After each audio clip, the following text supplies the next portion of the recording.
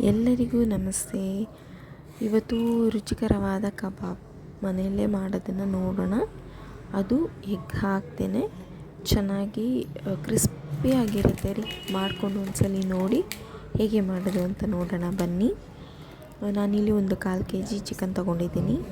ಶುಂಠಿ ಬೆಳ್ಳುಳ್ಳಿ ಪೇಸ್ಟ್ ಒಂದು 1/4 ಟೀ ಸ್ಪೂನ್ ತೊಗೊಂಡಿದ್ದೀನಿ. ಆಮೇಲೆ ಮೈದಾ ಹಿಟ್ಟು ಮತ್ತು ಕಾರ್ನ್ಫ್ಲೋರ್ ಹಿಟ್ಟು ಎರಡೂ ಒಂದು ಮುಕ್ಕಾಲು ಟೀ ಸ್ಪೂನ್ ತೊಗೊಂಡಿದ್ದೀನಿ. ರುಚಿಗೆ ತಕ್ಕಷ್ಟು ಖಾರ, ನಾನು ಸ್ವಲ್ಪ ಖಾರ ಜಾಸ್ತಿನೇ. ಆಮೇಲೆ ಗರಂ ಮಸಾಲ ಮತ್ತು ರುಚಿಗೆ ತಕ್ಕಷ್ಟು ಉಪ್ಪು ಹಾಕ್ಕೊಳ್ಳಿ. ಅದಾದಮೇಲೆ ಲೆಮನ್ ಹಾಕ್ಕೊಳ್ಳಿ. ಒಂದು ಅರ್ಧ ಲೆಮನ್ ಆದರೆ ಸಾಕು.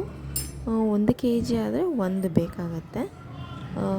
ಹಾಕಿದ ಮೇಲೆ ನೀರು ಹಾಕದೇ ಕಲಿಸ್ಕೊಬೇಕು. ಇದನ್ನು ನೀರು ಹಾಕಿದರೆ ಮತ್ತು ನೀರು ಬಿಟ್ಕೊಂಡ್ಬಿಡುತ್ತೆ. ಸೊ ಹಾಗಾಗಿ ನೀರು ಹಾಕದೆ ಕಲಸಿ ಒಂದು 15 ನಿಮಿಷ ಇಟ್ಕೊಂಡು ಆಮೇಲೆ ಎಣ್ಣೆ ಬಿಸಿ ಆದಮೇಲೆ ಫ್ರೈ ಮಾಡಬೇಕು. ಇಲ್ಲಿ ಏನಂದರೆ ನೀವು ನೆನೆಸಿರೋದೇ ನೆನೆಸಿ 15 to 20 ಮಿನಿಟ್ಸ್ ನೆನೆಸಿಡಲೇಬೇಕು. ಆವಾಗಲೇ ನಿಮಗೆ ಟೇಸ್ಟಿಯಾಗಿ ಬರುತ್ತೆ ಕಬಾಬು. ದಪ್ಪ ಪೀಸ್ ಆದರೆ ಸ್ವಲ್ಪ ಲೇಟಾಗಿ ಫ್ರೈ ಮಾಡ್ಕೊಳ್ಳಿ. ಚಿಕ್ಕ ಪೀಸ್ ಆದರೆ ಬೇಗನೆ ಫ್ರೈ ಆಗಿಬಿಡುತ್ತೆ.